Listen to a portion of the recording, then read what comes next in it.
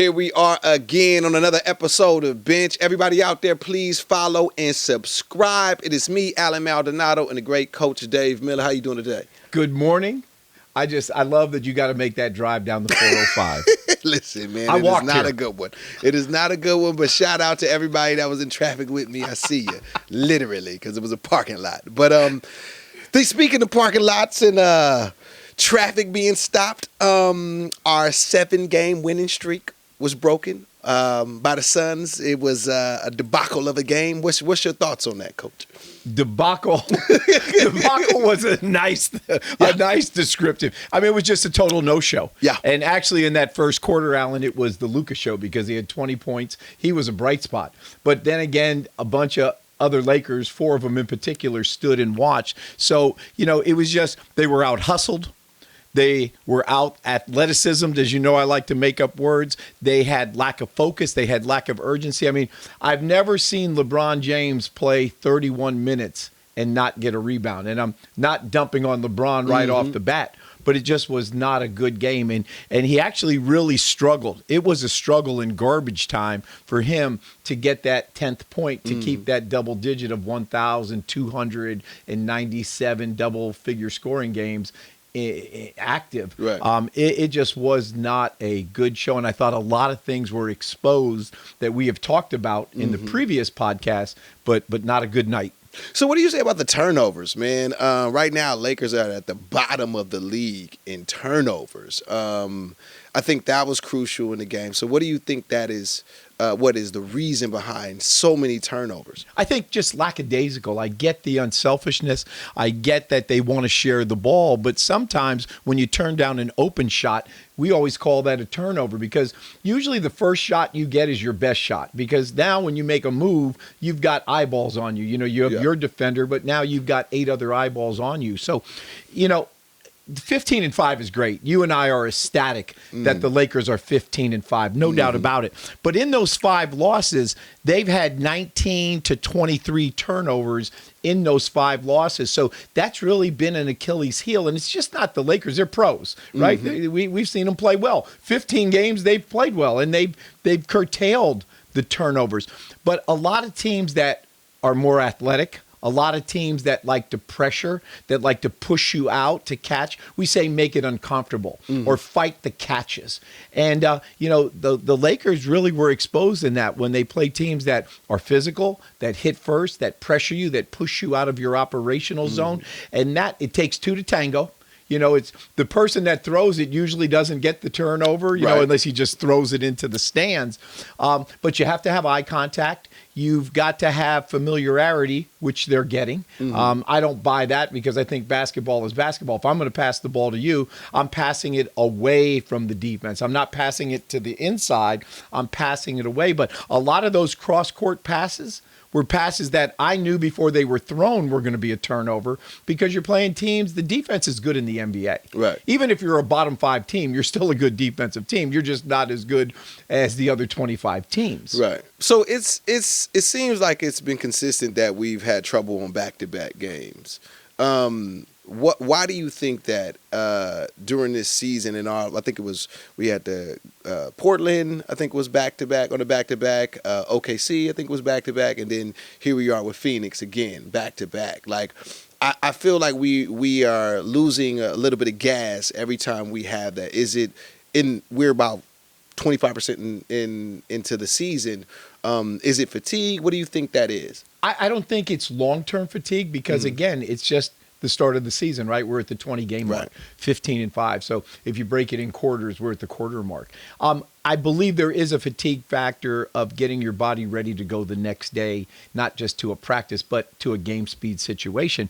But what concerned me the most in that Phoenix game is that LeBron sat out the night before. I think it was New Orleans. It was, it was Friday night. Right? And I get my days mixed up, but it was the second night of a back-to-back. LeBron sat out that first night in terms of the foot pain, right? Yeah. It wasn't even listed as lower back. I think it was, lower leg whatever. Dealing with the foot, as LeBron said in post game, it's an old man disease. When someone asked him, what is it? He goes, it's getting old. and he is getting old. But he sat out. That was load management. Yeah. I didn't think fatigue was a factor in that loss, in that no-show. I just thought there was no urgency. They were reactive defensively. I just didn't think, when I say teams play fast, everyone thinks transition. The really good teams in the NBA play fast in the half court, in their half court execution, sprint to screen, hard cuts, right? A casual cutter, if I pass the ball to the wing and I make a cut through and I just go through at half speed, the defense doesn't react. But if I pass the ball to the wing, give and go, and I make a hard cut, I may not get the ball, but I attract multiple defenders. I'm at least going to pull one guy off their man that might open him up for a shot and or a cut. So I didn't see fatigue in that. I get it. I get it when you're on the road back-to-back and you have to travel. You make a long trip. Some are short.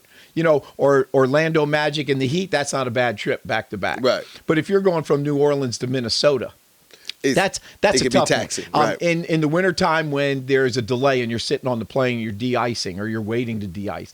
And that extra hour or two gets you because you're out of your norm. You're not in your own bed. But fatigue should not be a factor this early on.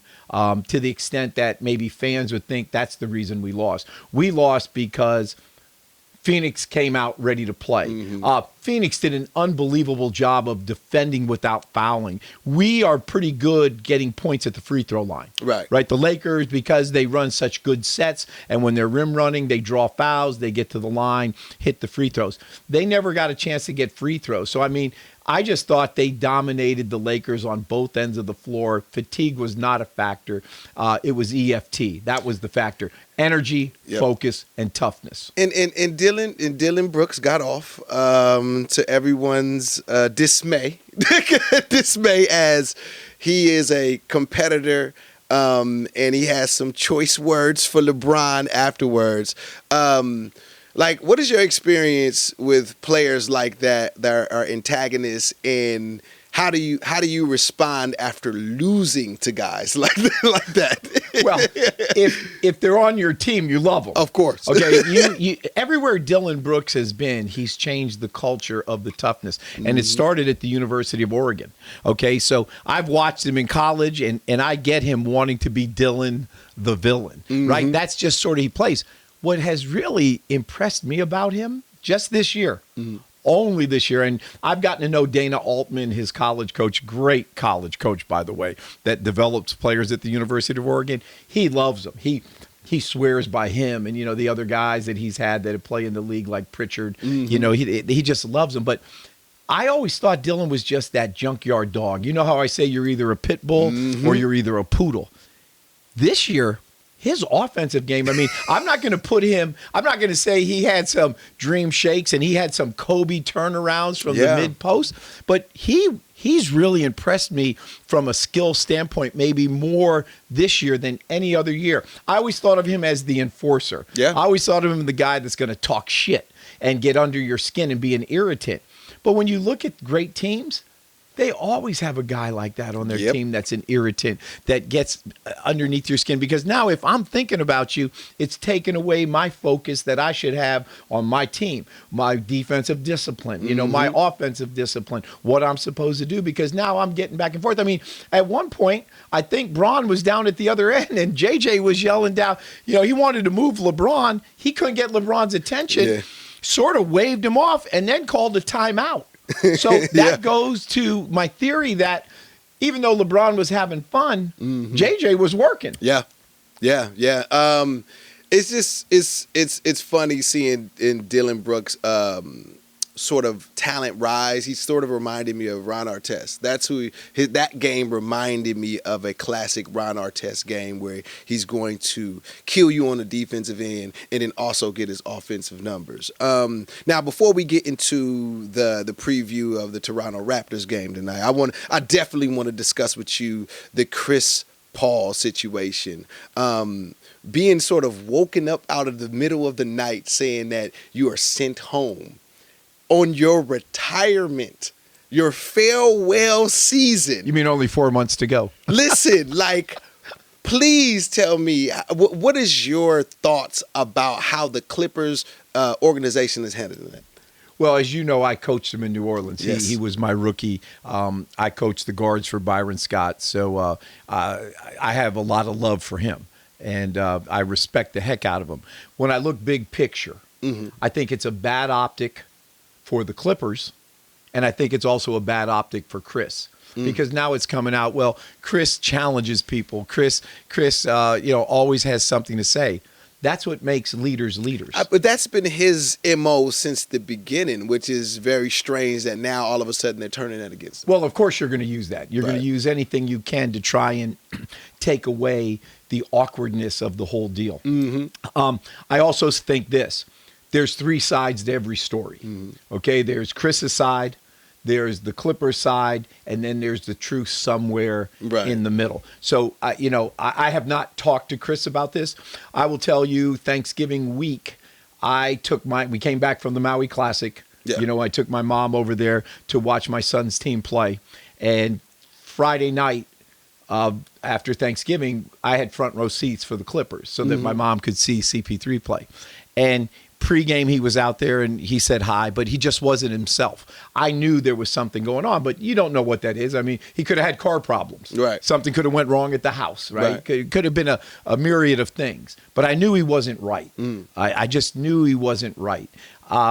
So I know this has been stirring, but the problem I have is that the Clippers, when they said it wasn't a fit, I think that came out last night. It wasn't a fit. You knew what you were getting.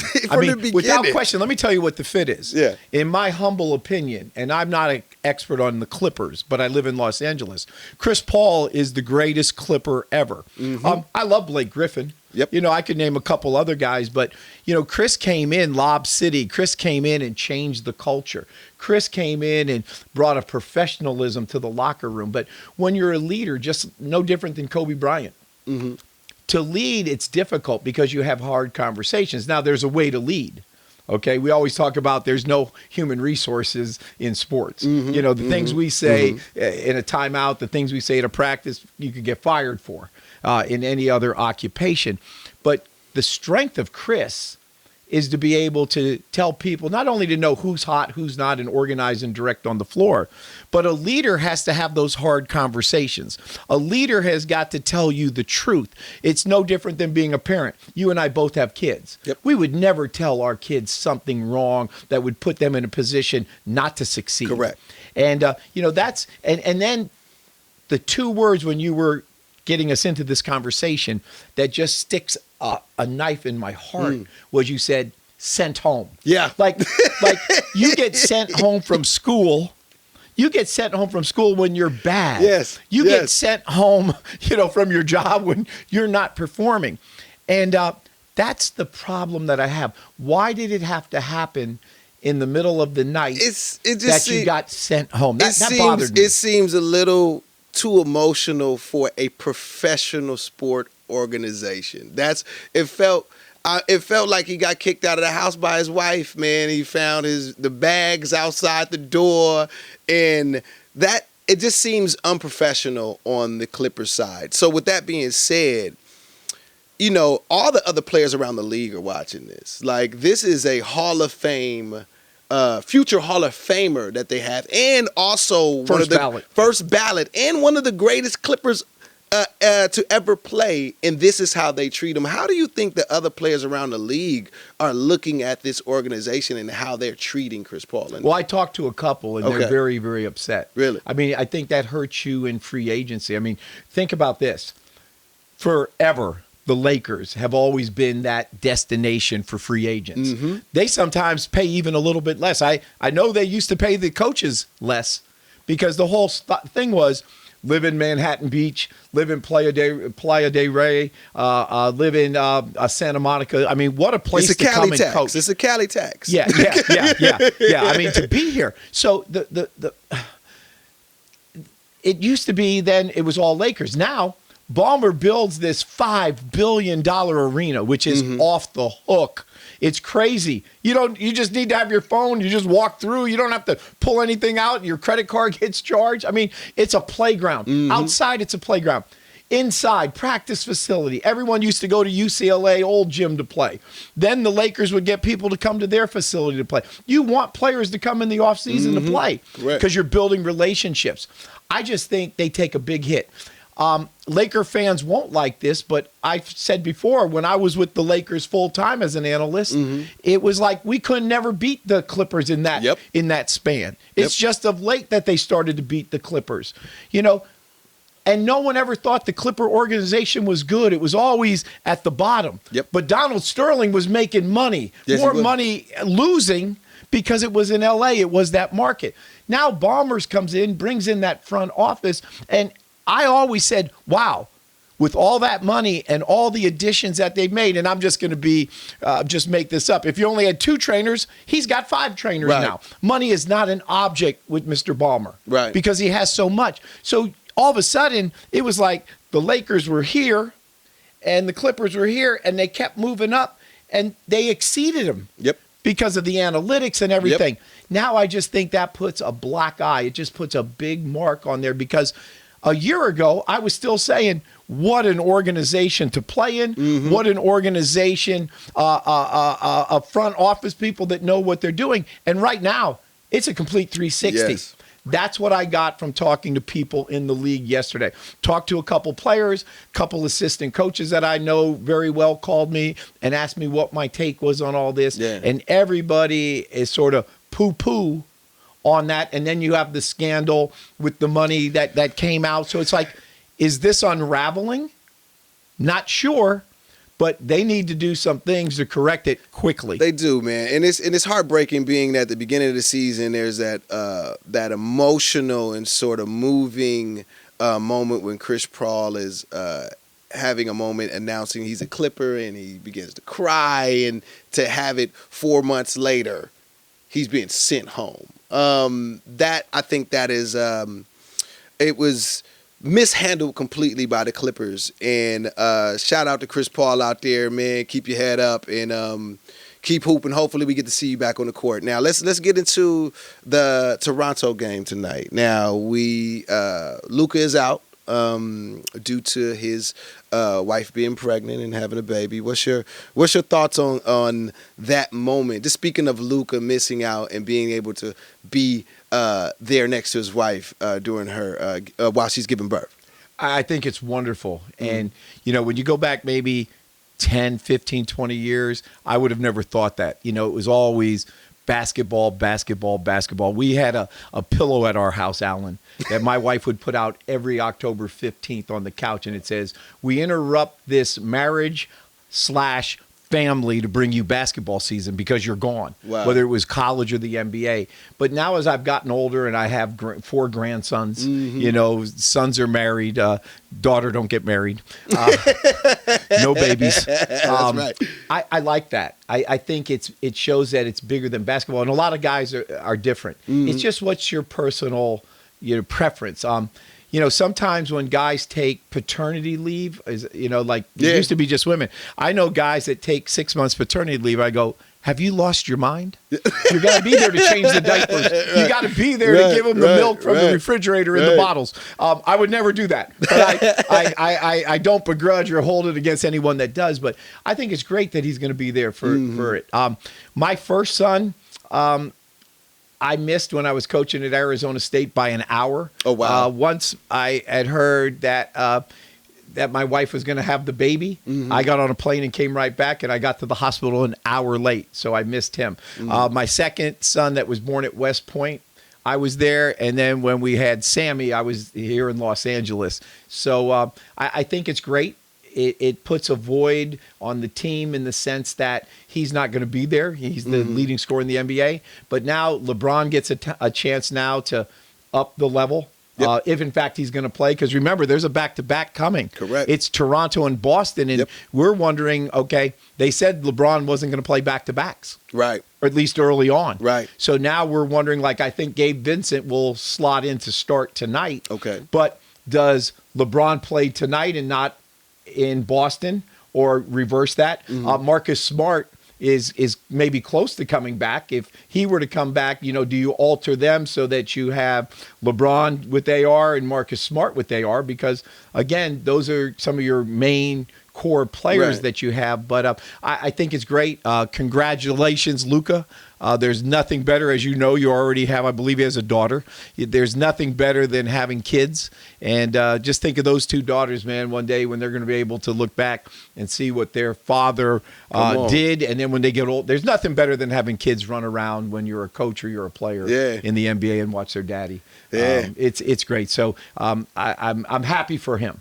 And we'll see. My guess would be, and just my guess, is that if she's having the baby overseas, I don't know how he can get back for the second game. And he ain't gonna make it. He ain't gonna make the back-to-back. Well, he could. He could. Well, they got jets. Yeah. And he's got a Bugatti. I think I saw him in a Bugatti the other night. He'll be all right. He'll be all right. So he'll get. But I think we're okay. And then it's just the next man up theory. Yeah, I think that's something that. Well, let me ask you this: what are your thoughts as a fan?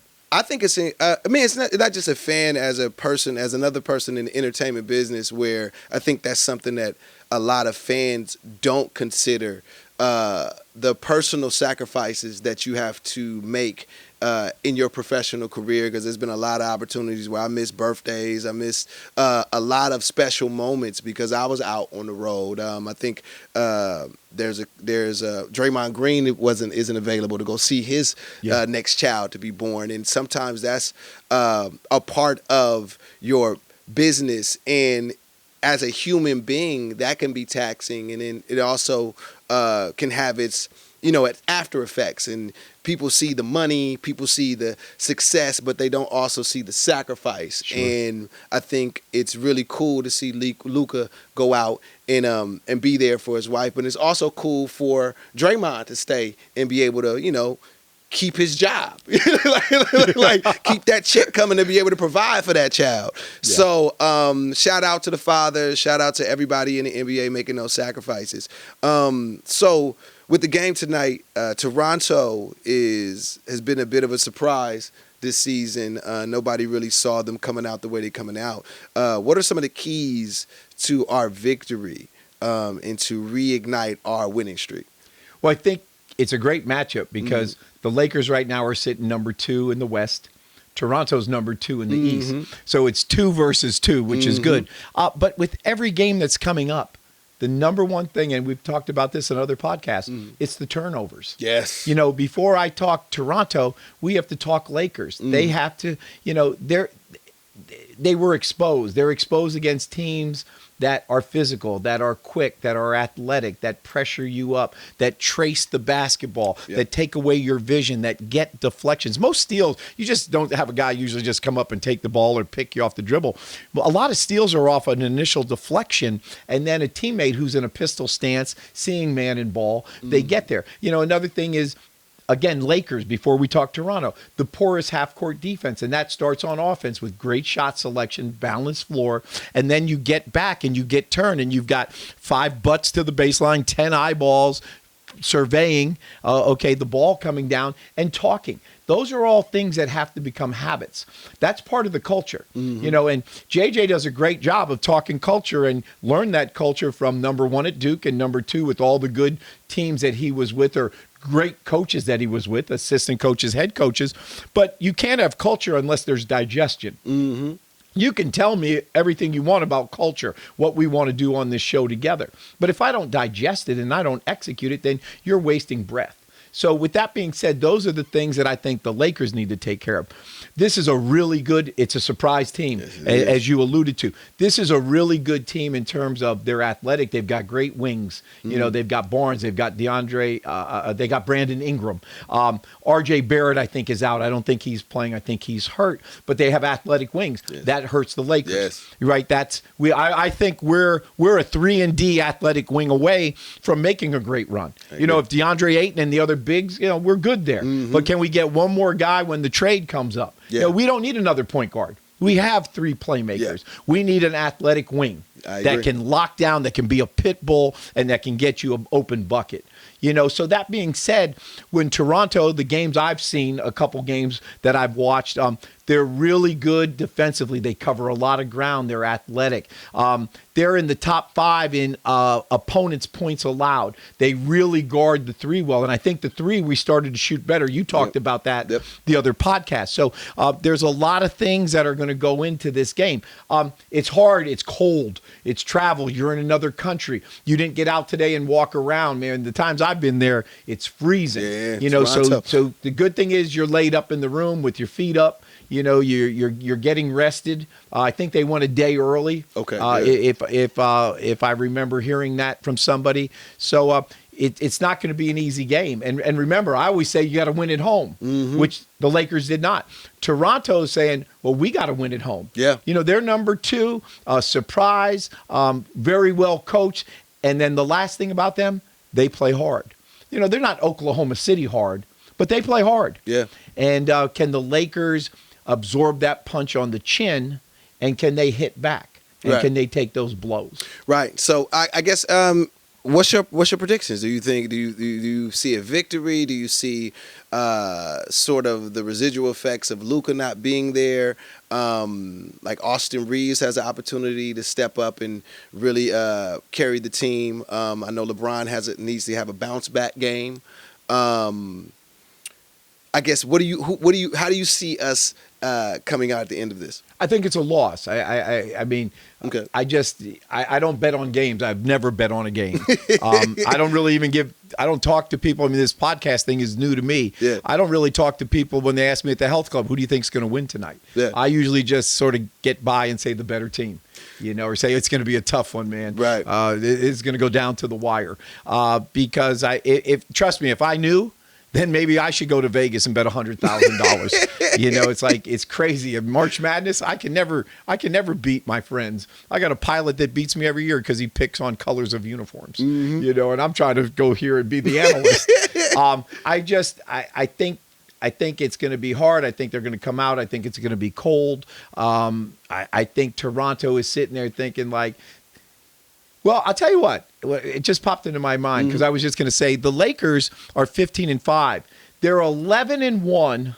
They're 11-1 against teams that are under 500, and they're 4-4 on teams that are 500 and above. Toronto, I think they've got 12 wins, maybe 12-5, 12-7. I'm going to guess. I shouldn't guess because, again, we don't have sponsors. We don't have stat sheets. I know it's early in the morning. But I do know this. Yeah. Toronto has, I looked this up last night, Toronto has the 4th easiest schedule thus far in the first 20 games. Okay. So they've got the 4th easiest schedule. So it's 2 teams that have had sort of easy schedules, but long answer. Lakers take the L tonight to start the road trip. Yeah, I think the athleticism is going to catch up to them. That's our Achilles heel, is not being as athletic as some of these other teams, and them pushing us off the perimeter and being able to pressure us in that way and cause these turnovers. So we continue this road trip in another cold city, Boston, our legendary and iconic rivals. What are your thoughts about our matchup against the Celtics? It's going to be interesting because this Celtic team sort of has been one of the biggest surprises to me in the NBA season. No Jason Tatum. He's done for the year from what I've heard, and if he comes back earlier, that's great for Boston fans. But you lose Holiday, you lose Al Horford, and you lose Porzingis. And you're like, oh, this season is just, okay, let's get ready to see what pick we have, where we fall. And you don't write it off, but Celtic fans, I think, are smart enough to know this was supposed to be a down season. Yeah. And then you got Jalen Brown. He's dropping 29 points a game. And I mentioned Pritchard when we were talking about Dillon Brooks. Pritchard, man, has come in and he just plays and he's tough. I mean, he's like 2 pit bulls all in one and can make shots. So he has a bigger role. White is playing extremely well. These are guys, next man up, that are stepping up. I think they're extremely well coached. I love Joe. He's a different cat. When he does his media interviews. But there's just something about him that the guys like Damon Stoudemire, that's the head coach at Georgia Tech, is a very, very good friend of mine. He was an assistant with my son at Arizona, and Damon was on that Boston staff before he took the Georgia Tech job. And big props to Mighty Mouse, because he needed to be a head coach, and he leads by example. I mean, that was one of my all-time favorite players ever in college basketball. But he just said Mazzulla, man, is just a genius. Wow. And he just gets guys to play hard, and the guys want to play hard for him. And, there's no surprise how good Boston has been under his direction. But a surprise team, you got to throw into the legacy and the rivalry. I know this. If Byron Scott was sitting in here between us and Danny Ainge walked by, they may fight. Oh yeah, I love it. And James Worthy and Magic. There is Bird and Magic again. They in that NCAA tournament game in Salt Lake City. When they drew all the attention. Right. The Hick from French Lick against the Magic Man. Can you give me a shot of Allen, a single? Give me your best Magic Johnson smile right in your single shot. There it is. Come on. You got that magic. You got that magic smile. You got that actor smile. I love it. I mean, everyone I'm around has a smile. If you're not smiling, don't press subscribe. Okay. And let's speak about the rivalry for a second and how important that is for the game. Like the Laker versus Celtic is legendary. It's like, for me, it's equivalent to like Alabama versus Auburn. Like, no one cares about the rest of the season unless you. It doesn't matter if you lose to the Celtics. Like, do you think these Lakers still carry that sort of weight when it comes up to this matchup? I don't think there's that much hatred. I really believe that the Showtime Lakers and those Boston teams, they hated each other. And I know for a fact they still hate each other. Okay? I mean, there's some things I'll tell you I think. I know. I just, even in the Kobe era, it started to dissipate. Kobe had breakfast, I think, one morning with Rajon Rondo. He became a Laker later, so maybe that was a ploy. It could have been. I don't believe in scheduled loss, but maybe that was a scheduled acquisition. He won a chip with us too, so he's sort of a Laker as well. Yeah. But you know what I'm getting at. I know what you're saying.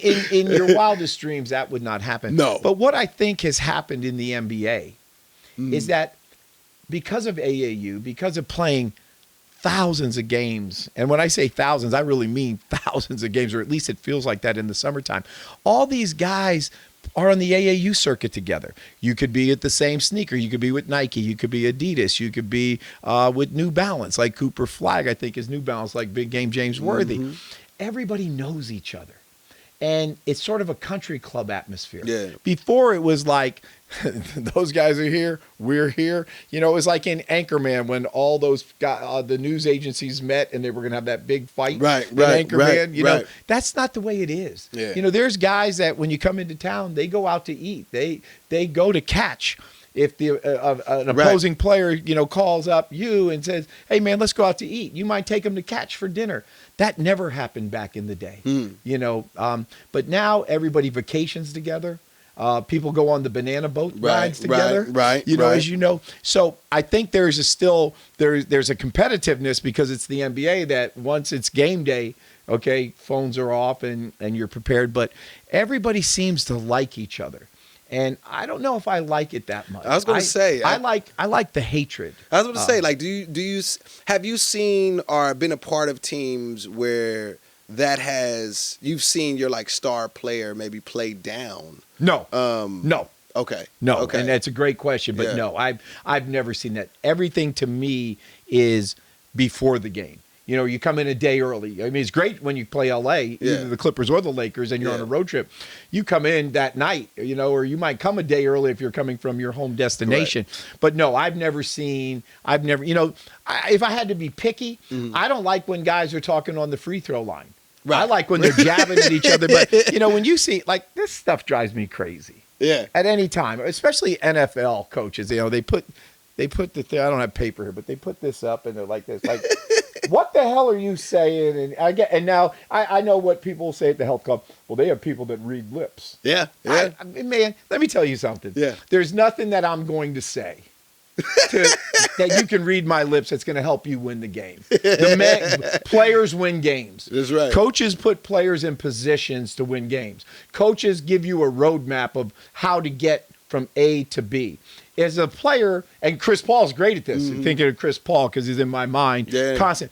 If we run a play and Chris sees that he can break that play off, break the play off, he's out there. Right. He's reading, he's seeing. It's different from seeing the game on the bench. And fans, if you ever get a chance to see a game anywhere at any level on the floor, front row, to hear it, to see it, to feel it, to have the sweat when they're running by you, maybe hit you when a wing grabs the wing to run in the fast break and you get sweaty or someone comes into you. There's nothing like it, but you can't simulate, man, a point guard coming down and seeing the action. And the great point guards like Chris is, you not see the first pass, you see the second or the third pass that is going to materialize. That's what makes it. You know, and again, I'm thinking as you're talking, and I'm thinking of Chris Paul when you said maybe the greatest Clipper ever. He's like number 2 in steals and assists, I think, behind John Stockton. I'd have to look that up and fact check it because we don't have stats. Underdog hasn't called. I put on Craigslist. We need some interns. Man, Underdog hit us back, man. Quit playing with us. Quit playing with us, man. But answer the DM. That's the greatness of him. But no, I've never seen it affect the game. Okay. If I did that, that would be a problem, even as an analyst. Right. Doing it like guys want to win. Right. And guys want to guys want to win. We'll just leave it at that. Yeah, and you know, Boston is another team that's athletic on the wings and that can give us some trouble. What do you think are our keys to success in beating the Celtics? And again, possibly reverting this 2-game losing streak if we aren't able to be successful in Toronto. Well, yeah, but I was going to say let's think what I said. I'm not going to go back and flip-flop. So you have a loss in Toronto. Right. And now you got to get on the plane. And now you're going from cold. You're going from really cold a back-to-back to cold on the back-to-back. Yep. You know, shots sometimes don't get put in your suitcase.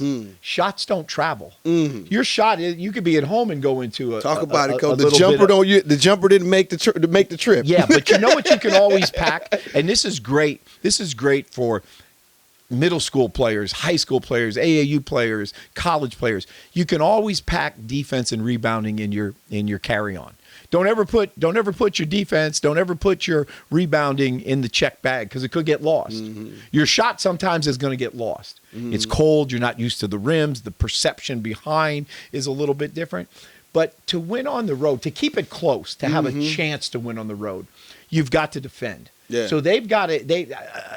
And I don't even want to go back, but I'm going to go back because the number one thing, as I said, when you asked me about Toronto, turnovers. You can't turn the ball over. You can't. I'd rather have the Lakers throw the ball out of bounds. Just come down the floor if you want. If you want a scheduled turnover, which I don't believe in scheduled losses. If you want a scheduled turnover, I'd rather have you throw the ball out of bounds because at least the whistle has to blow. The ref's got to get the ball. He's got to hand it to the opponent, and you get a chance to get back. It's the live ball turnovers that kill you. And it's like a snowflake. It starts to snow. Then that snowflake gets into a small snowball, and now it becomes a boulder going downhill. But for this Boston team, you've got to not turn the ball over. I think you got to get back in transition defense every single possession. You're out there for the entire 48 minutes. Okay, but now you've got to fan out to the threes. You got to know where your shooters are. And then I think most importantly against this Boston team, you can't give them second chance scoring opportunities. Right. You know, from an individual standpoint of all the games, defensive discipline individually, I want to see better. I want to see you know your matchup. I want to see you stay between your man in the basket. The coaches do a great job of the scouting reports. There's a main scouting report that gives you big picture what they want to do, what they want to run. But on teams I've always been on in college and the NBA, I would do a personnel report and just a quick hit, bullet point. Alan Maldonado, what he likes to do. Right. When he goes right, when he goes left, what's his go-to move and how are we going to defend it? So defensive discipline on the road is much more important than it is at home, even though it's important every possession. Right. And then your team defense. There's got to be, again, championship talk. They've Right. got to talk things out. They've got to have each other's back, and you've got to get stops. You can't outscore people. The Lakers' offense is phenomenal. Yes. And it's going to get better and better as LeBron builds up that cardio and he gets to that point. Remember, he's still like in training camp. What is it, 4 or 5 games back? Right. You know, this might be the 5th game if my memory's right that he's back. So he's still in that getting to that spot of being LeBron-like Right. to get out. But those are just the common things that I think every single night that you have to come out with regardless of the opponent. Right. I think we're top 10 in the league in offense. And again, bottom of the league in turnovers. So Isn't that weird? yes. No, that's really an intriguing and you bring up such a great point. We're so good offensively. Yeah. But yet we continue to just throw that ball away. And like I said, the goal, I don't go as a coach think we're going to make every shot. I've never seen that. Right. Ever in 6 decades, okay, of being on this planet. But you have to get a shot. Yes. Like as a coach, I want to execute and I want to get the best shot available. As a coach, I don't think you're going to get every offensive rebound, but I want the bigs to do their work early and be in a position to get an easy putback. You pad your stats. Offensive rebound, put it back up on the glass, use the backboard as your friend. That's why there's that square right there. And now your stats for the game are going up. And if you're in a bad position or you've got somebody that has walled you up, look opposite and kick it to a teammate Right. who's, knees bent, target hands ready, hands above your waist for them to knock it down or to attack the closeout. And also to kind of continue to speak on that. Although we have I think we're number 8 in the league in offense. I think we're also in the bottom of the league of field goal attempts. And then we're also at the top of the league in free throw attempts. How would you, I guess, better or speed up or add more attempts to the Lakers game, as I think that's going to be essential to us making sure we can keep our score, or we can score with the best of them, and also prevent our turnovers? Well, it starts with the defense, even though that's an offensive question, because let's talk about pace. Okay. Very seldom do teams, and there's some teams that do this in the league that will run on makes or misses. Those are the really good teams. I mean, it's easy to run on a miss because the defense is in scramble, and it Right. just depends where everybody is in your floor balance. But to take the ball out of the net and run on somebody, very few teams are good enough to do that. Right. And that's a habit. That's something that you practice every single day at practice. So to get more pace, which is going to give you more shot attempts, so I'll put 2 and 1. The defense has to get better. And I don't know, when I look out there and you look at really good defenders, I mean, right now, Luka might be the best two-way player on this team. And people might think I'm crazy unless you're just a pro Luka fan, because we know he's leading the NBA, 35.4 points per game. But Luka's never been known as a great defensive player. Right, Luka's been known to be maybe out of shape at times in Dallas and just, he's had his spurts. Luka right now in steals, I don't know where he is, but he's got to be up there in terms of steals, and he's covering ground. He's moving his feet. So when you look, I like Luka. Marcus Smart, who's been on the shelf, that would be the next defender. He's your defensive catalyst. He's coming in there, and he just brings a spark to that team and can hit open shots. Yes, he can. So to get more shot attempts, you got to push the pace. It's hard to come down every time and run a set. And I think JJ and his staff, they run good sets. They put players in position to score with high efficiency shots. That's why, and again, don't know where they are in the standings, but there for a while, the Lakers shot 2-point field goals, the best percentage in the NBA. Right. And they were really struggling from the 3, but everything's going to equal out.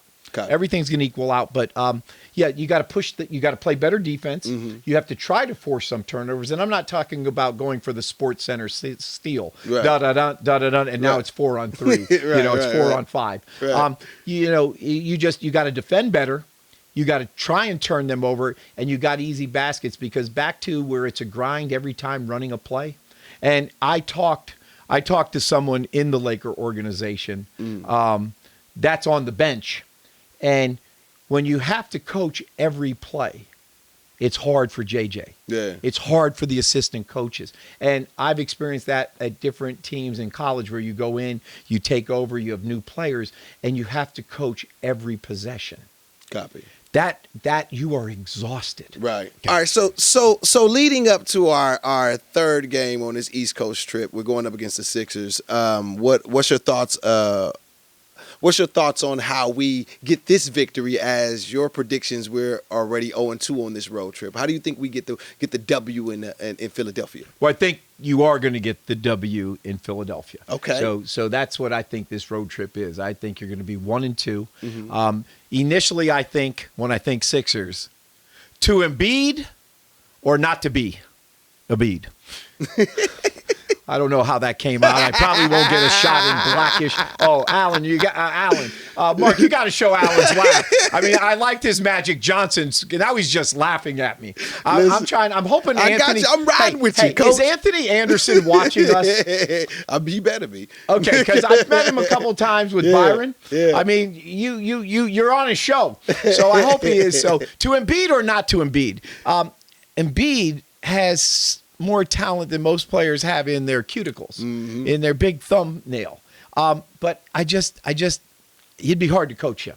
Paul George has only played 6 games. Shout out to PG. Yeah, love him. That's my guy. Maxey is the man. 32 points a game, and he's a blur. That's going to be a problem of trying to get back, build a wall. I haven't used build a wall in all these podcasts we've done, but I say get back, get turned, 5 butts to the baseline. You've got to see Maxey coming. I think he's in the top 3 in scoring in the NBA. Yeah. I mean, that's the numbers. He was, the last time I looked, he was top 3 in the NBA in scoring.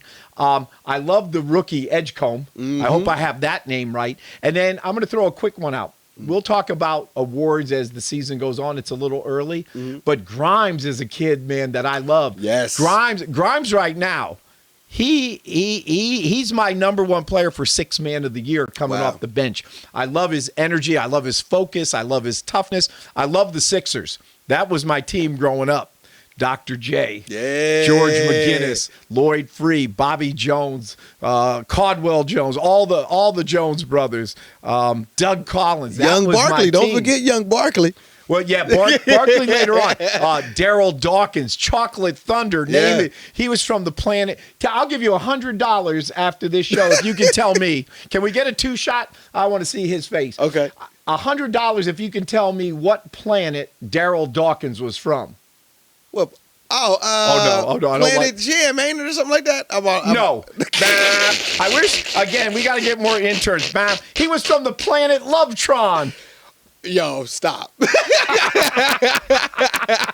Yeah, no, I didn't know that one. I definitely didn't know that. I didn't want to give you that. Yeah, I definitely didn't know that one. Oh man, because that would have paid for gas money. Yes, it was. I know how far, but no, I think the Lakers come out.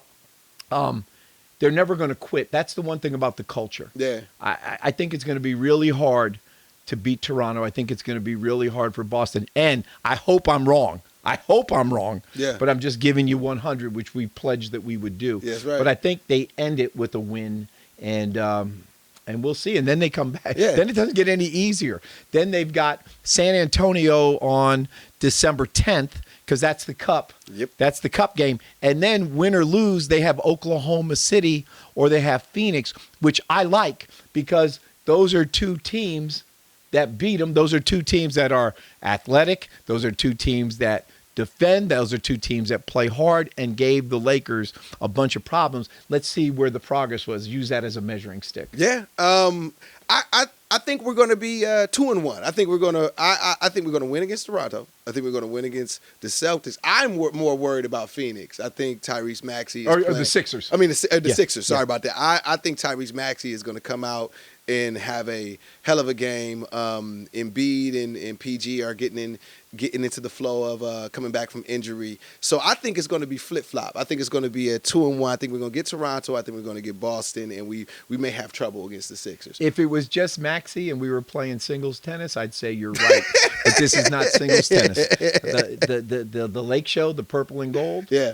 They're going to get that win in Philly. Okay. All right. So let's get to what everybody has been waiting for, our infamous bench segment. Who you benching this week, Coach? Okay. Let's get into it. I started the show off in the beginning by saying there's 3 sides to every story. And you know where I'm going. The Clippers, Chris Paul, and Ty Lue. Okay, so the organization, the head coach, and the player. And being that I haven't talked to either, from what I've heard and what I've read, there's only one guy that I can bench right now, and I have to bench Ty Lue. And I'm a big fan of Ty Lue. I think he's one of the best coaches in the NBA. He was one of my favorite players to watch in the NBA. We have mutual common friends and acquaintances. I'm a big fan. But I heard and read, I didn't hear it, I want to make sure, I haven't talked to anyone about this, but when I read that CP3 wanted to meet with him to talk about some of the problems that were going on, and he did not meet with him, nor did he have a conversation. It was reported that he hasn't talked to CP3 in 2 to 3 weeks. And again, I don't always believe what I hear, but I'm going on what was printed and what was said on national broadcast that they haven't even spoke. That just bothers me. It bothers me because as a coach, I think you have to be the leader of that team. CP3 is a leader. And I remember in the press conference, Alan, when you said that, CP3 cried. I saw that. He was crying when they were introducing him.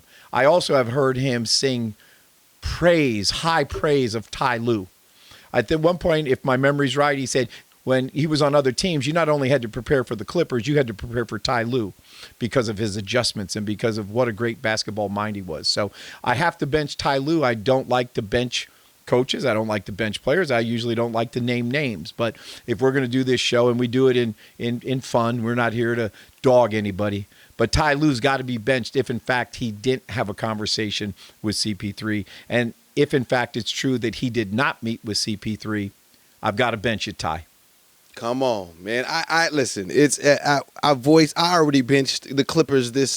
The organization this season and are benched. So it is not a surprise that they continue to go downhill. And the disrespect for Chris Paul is uncalled for. And I hope they find a way to mend that and rectify that situation. So I this week I have to bench, and I have the joy of benching. As a diehard Laker fan, a Celtic, or rather a Celtics hairline, I'm benching Jalen Brown's hairline. Say what? Jalen Brown's hairline. It's got to be benched. I know he's averaging 20, almost 30 points a league, but he's averaging half a hairline a game as well. Okay. Like it is criminal that he is destroying jerseys all over the league. I'm benching his barber as well. Because everybody in the black community know your barber is sacred. It is a relationship that you would cheat on your wife before your barber. And I'm telling you, looking at the camera, Jalen Brown, cheat on your barber. Now, he's not treating you right. He not doing you right. He embarrassing you. Shout out to, I heard you got a new deal coming with Fat Joe with his hair dye. Close that immediately. Close that immediately and get it right. That's the end of our bench, y'all. That may be my favorite bench. The brother's averaging 29 points a game, and you're benching his hairline. I'm telling he averaging half a hairline for the season. Every other game, his hairline is on an opposing player. That ain't his barber. I'm fine. He needed. I was about to curse. He needs his ass whooped. and then you throw in Fat Joe this early in the morning. I'm saying, hey, Fat Joe trying to close the deal. Listen, what I'm saying. So you're saying the hairline's leaning back? It's all the way back. It's gone. He just need to let it go or seek professional help. There's surgeries overseas. I know Kobe went to go get the knee surgery overseas in Germany. Jalen, it's time for you to hit overseas. I think that is proper load management if you got to go get your hairline fixed in the middle of the season. That's just me. I'm sorry. I'm just glad you're messing with his hairline and not mine. Yeah, Take us home, Alan. It's all right. Listen, everybody out there, if you enjoy this, follow, subscribe, and peace, y'all. This is another episode of Bench.